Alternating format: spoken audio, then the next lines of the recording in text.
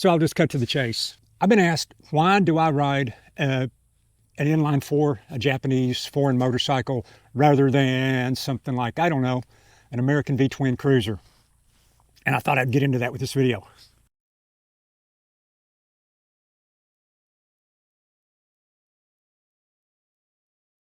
So right off the bat, let me get to this. I am not brand loyal. I'm not at all. I'm not brand specific. You know, I can see myself riding just about any other kind of bike. I think my choices have come down to the evolution of riding, you know, throughout my life.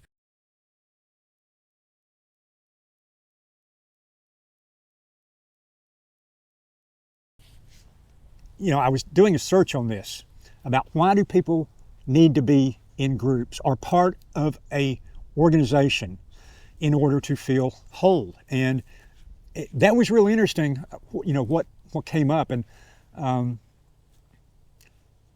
it's something that I think we take for granted, because, you know, when you're searching for something about yourself in a group of people to affirm who you are, that part's okay. But I think what happens, and, you know, when I look at the motorcycle landscape, this is where I'm going with this.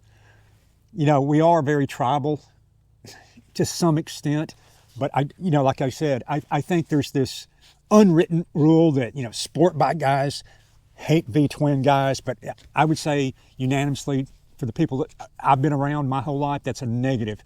One of my best riding buddies was a Harley salesperson. He had a Harley, you know, then he got a Ducati, and he's had a Kawasaki, and he's had all kinds of stuff. And I didn't care what he rode on, and he didn't care what I rode on. So there was no, you know, hatred for that. But I see that in, you know, when I look at YouTube videos, I see a very tribal mentality with some videos.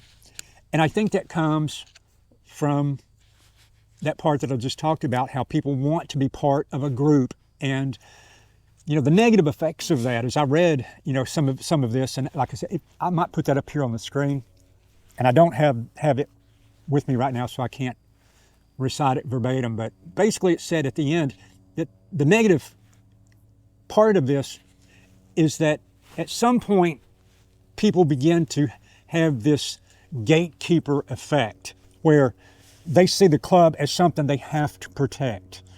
And then that's when the negative influence begins to happen, you know. And I think you can see this in a lot of different areas of life. I've seen it in motorcycles, where, you know, certain groups of riders think that, you know, this bike doesn't belong or that bike doesn't belong. And, you know, I've kind of avoided that my whole life.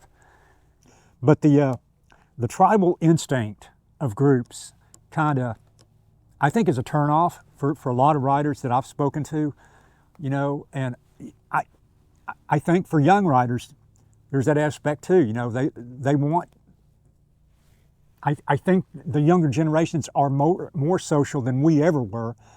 And so when they examine the biker lifestyle, I think they are seeing some things about it that they find repulsive. And that is kind of this closed attitude towards, you don't have the right bike, you know, you might have the right brand, but this isn't the right bike. That bike is for this. You know, and there was that movie that came out years ago, Wild Hogs, where the comedy relief, and I forget the actor's name, but he rode the smaller Harley, and that was the comedy relief, you know. And I thought, how ironic, because that, you know, I've kind of seen that before, where, you know, when you show up with a certain kind of bike at a certain place, you know, that's not the right bike, you know. And I think younger generations are probably seeing this, and you know, maybe it's a turnoff to them. I don't know, but, you know, for my style of riding, I prefer to ride alone for most of my riding. And when I get around people that I trust, I'll be happy to ride with them, you know.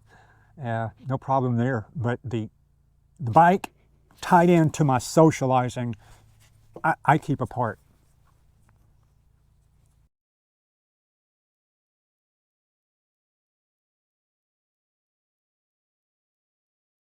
Speaking of Harley, though, I would like to say, I've always been kind of a supporter of Harley-Davidson as an American company. You know, I make no qualms about it. I'm a flag-waving American. I never rode Harley, but I love the fact that there was an American motorcycle company that dominated a certain market for so long. And I'd like to see them do it again. And, you know, if I'm speaking out of turn here, I'm sure you guys will let me know in the comments.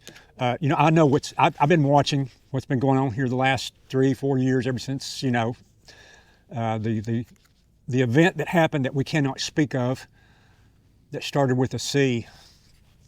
But, you know, the last few years have been horrible to watch. And I can't help but think, you know, how hard it is going to be for them to get back, because to be honest, they're fighting a losing battle. You know, their core audience wants what they want, but up and coming riders don't. And, you know, I don't think that the electric bike is the future. And I know a lot of people, they'll swear by it. You know, of course, a lot of people swore by the electric car. That's never going to happen. I mean, it's an oddity, it's a novelty.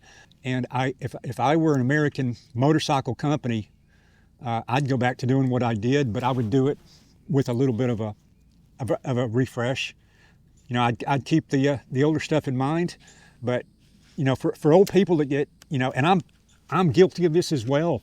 You know, we get into our comfort zone, things we like, things we respect, things we know that earned our respect, and, you know, we'd like to think that would earn our kids' respect, and it hasn't in my life. You know, every time I think I'm showing somebody younger than me you know, the way to do something right or something that is good, I found out that it is not, in fact, good or right or worthy of their appreciation. So let them, you know, as far as I'm concerned, the older generation of Harleys, the guys that are, you know, my age, you know, 55 and above, maybe, your motorcycles are out there, you know. I don't suspect in 10 years, if it's the rate they're going, you know, to sell motorcycles at the prices that you know, people in my day could buy houses at. I mean, that's insane. You know, I don't know how that's going to continue, because the people that's a shrinking market, I think, and I hope Harley figures it out, because, you know, I don't know what the future of motorcycling is. I just don't believe it's electric, and I don't believe it's only big, expensive road bikes. I just don't believe it. I mean, there's too many people on the planet now. Smaller, lighter, cheaper transportation, I think, is the future. And who knows? We'll have to see. So that's about all for this video. Like I said, I don't do groups. You know, I'm not into clubs and all that. I just do my rides. And right now this bike does it for me. And so that's kind of why I'm on this bike and not something else. Who knows, maybe in the future I'll be on one of those other bikes, but for right now, this bike does it for me. And why wouldn't it? Anyway, hey guys, thanks for watching. Thank you for subscribing, for those of you that have. And for those of you that haven't, think about giving me a subscription or a like, or even a comment down below. I would really appreciate it. See you guys in the next video. Take care. Bye.